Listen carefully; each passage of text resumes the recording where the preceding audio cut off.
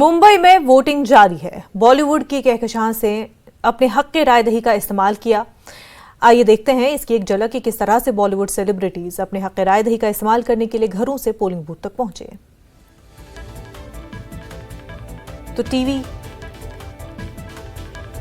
तो आपकी TV screen पर आप तस्वीरें देख रहे हैं बॉलीवुड सेलिब्रिटीज की, जो अपने हक राय दही का इस्तेमाल कर रहे हैं और अपने हक राय दही का इस्तेमाल करके लोगों से भी तलकीन कर रहे हैं कि वो भी अपने घरों से निकले, पोलिंग बूथ पर पहुंचे और अपने हक राय दही का इस्तेमाल करें, अपना वोट कास्ट करें।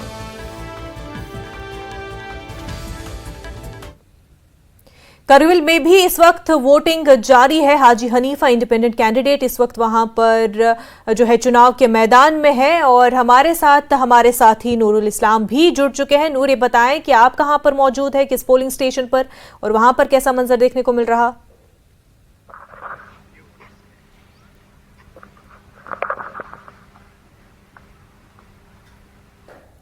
नूर, आप तक अगर मेरी आवाज पहुंच पा रही है, आपसे जानना चाह रही हूं कि आप जहां पर इस वक्त मौजूद है वहां पर वोटर्स की तादाद कैसे देखने को मिल रही है, वोटर्स में किस तरह का जोशो खरोश देखने को मिल रहा है?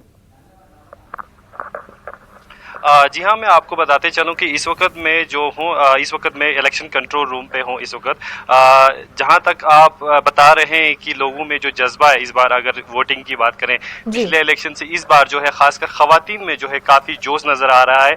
अभी तक का अगर हम वोटर्स टर्न आउट की बात करें तो अभी तक लगभग कारगिल की बात करें, कारगिल डिस्ट्रिक्ट की लगभग 40% जो है वोटर्स टर्न आउट आया है। वहीं पर हम पिछले साल की बात करें, जिस तरह पिछले जो 370 से पहले जो इलेक्शन हुए थे, यानी कि 1 बजे तक जो है पिछला जो इलेक्शन था वहां लगभग 20% जो वोटर्स टर्न आउट निकला है। इस चीज को देखकर ये लगता है कि इस बार जो है लोगों में जो है काफी जोश नजर आ रहा है इलेक्शंस को लेकर। जी नूर, ये बताएं कि जो आपने डिफरेंस बताया कि इस बार जो वोटर टर्नआउट 40% हमें देखने को मिल रहा है और पिछली बार के इलेक्शन के साथ जब इसकी तुलना की जाए 2019 की, तो इस वक्त तक 1 बजे तक जो है 20%, यानी कि पूरा 50% का फर्क हम देख रहे हैं। क्या वजह आप समझ रहे हैं कि इस बार लोग क्यों ज्यादा घरों से निकल रहे हैं, अपने वोट कास्ट कर रहे हैं? इसकी क्या वजह समझते हैं? जी आपको एक चीज़ यहाँ मैं बताते चलूँ कि जिस तरह पिछले इलेक्शंस की बात करें और इस बार के इलेक्शंस की बात करें, तो इस बार जो है सबसे बड़ी बात यह रहेगी कि इस बार 18 प्लस के काफ़ी ज़्यादा वोटर्स हैं। और पिछले बार से इस बार जिस तरह लोगों के डिमांड्स भी रहे हैं, जिस तरह जॉब एम्प्लॉयमेंट और पीस को लोगों ने काफ़ी प्रायोरिटी पे रखा हुआ है, और ख़ासकर इस बार जो है फीमेल वोटर्स बढ़ चढ़ कर आ रहे हैं। जैसे कि पिछले इलेक्शन में हमने देखा था कि फीमेल वोटर्स काफ़ी कम नज़र आ रहे थे, मगर इस बार जो है फीमेल वोटर्स और जो न्यू 18 प्लस जो वोटर्स वो यहाँ पोलिंग स्टेशंस में देखने को मिल रहा है। जी और वहीं जब हम कैंडिडेट की बात करते हैं, करगिल से इंडिपेंडेंट कैंडिडेट हाजी हनीफा, और क्योंकि वो पहले नेशनल कॉन्फ्रेंस में थे, लेकिन नेशनल कॉन्फ्रेंस की आला क़यादत का ये था कि जो कांग्रेस के कैंडिडेट है सेरिंग नामग्याल, उसी को सपोर्ट किया जाए, पर ये वहां की करगिल के नेशनल कॉन्फ्रेंस कार्डर को मंजूर नहीं था, मास रिजाइन किया गया। अब हाजी हनीफा का क्या एजेंडा है और वहां लोग किस हद तक हाजी हनीफा के साथ है? जी हाँ, इसमें एक चीज़ मैं आपको बताते चलूँ, जिस तरह लद्दाख डेमोक्रेटिक अलायंस इस वक्त अभी जो बना है, जिस तरह आपने दुरुस्त फरमाया, जिस तरह हाजी हनीफा जान पहले नेशनल कॉन्फ्रेंस के प्रेसिडेंट भी है, और इस बार जो है कारगिल जो है इत्तेहाद होकर, अगर हम ग्राउंड रियलिटी की भी बात करें तो ग्राउंड रियलिटी में ये हो रहा है कि जितने भी खासकर कारगिल के लोग हैं वो जो है इत्तेहाद होकर हाजी हनीफा के सपोर्ट में, यहाँ जब हमने लोगों से बात करने की कोशिश की, लोग जो है इस बार जो है पीस एंड जॉब के ऊपर जो है काफ़ी कंसर्न है। और जिस तरह 6 शेड्यूल का एक इशू, जो पुराना लंबा शेड्यूल जो एक डिमांड था, उसको लेकर जो है खासकर लोग जो है, जिस तरह हमने लोगों से बात करने की कोशिश की, लोग जो है हाजी हनीफा जान के साथ जो है उनके फेवर में नज़र आ रहा है। जी जब नेशनल कॉन्फ्रेंस की आला क़यादत ने एक अलायंस बनाया था, जो एक अलायंस बन चुका था कांग्रेस के साथ, तो फिर वहां के कैडर ने क्यों इसको नहीं माना, क्यों तस्लीम नहीं किया गया, और ये क्यों जरूरी था कि करगिल से ही जो है एमपी चुना जाए?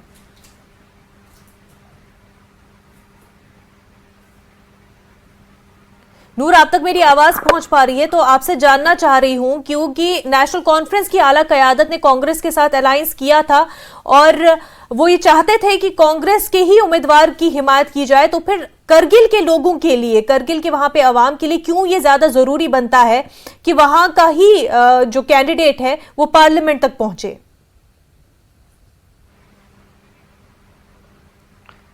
जी, इसमें मैं एक आपको चीज़ बता देता हूँ कि खासकर जैसे कारगिल रहा है, तो कारगिल हमेशा जो है लोग पार्टी में या अगर बड़े लेवल की पार्टी जिस तरह से जो बिग फेस है उसके इस चलते हुए जो है कारगिल हमेशा जो है नज़रअंदाज किया गया है। और कारगिल के लोगों का भी हमेशा यही डिमांड रहा है। इस बार अगर हम बात करें नेशनल का, जिस तरह हाजी हनीफा जान की बात करें, तो वो लोगों का भी यही एक डिमांड रहा है कि लोग कोशिश कर रहे हैं कि यहाँ के लोकल जो एक अलायंस हो के एक ऐसा बंदा निकाले जो कारगिल के जो डिमांड से वो पार्लियामेंट तक, लोकसभा तक जो लेके चले जाए। ये बता दें नूर कि जब हम मुद्दों की बात करते हैं, एजेंडा की बात करते हैं, तो कांग्रेस के उम्मीदवार का भी वही एजेंडा है जो हाजी हनीफा का एजेंडा है, वही 4 नुकाती एजेंडा, चाहे 6 शेड्यूल की बात करें या फिर कमीशन की बात करें या तो जॉब्स की बात करें या लैंड रिजर्वेशन की बात करें, इकोसिस्टम रिजर्वेशन की बात करें।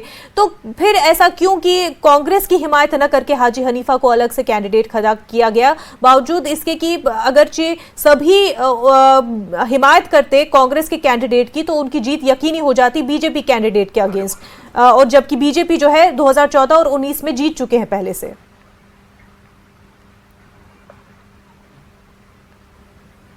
नूर, आप तक मेरी आवाज पहुंच पा रही है?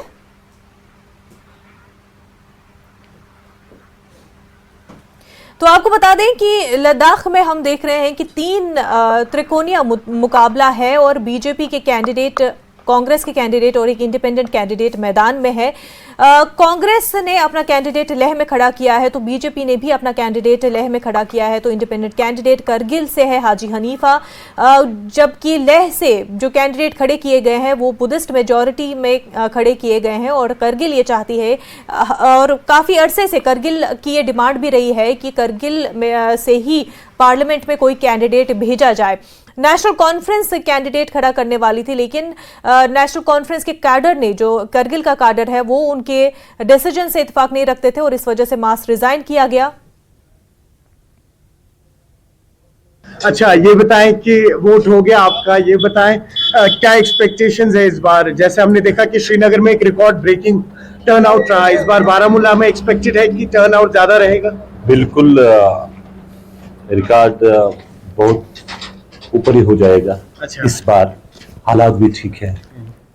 वो पहले जब सिस्टम हुआ करते थे, बंद की काले होती थी, वो बिल्कुल सब कुछ खत्म है।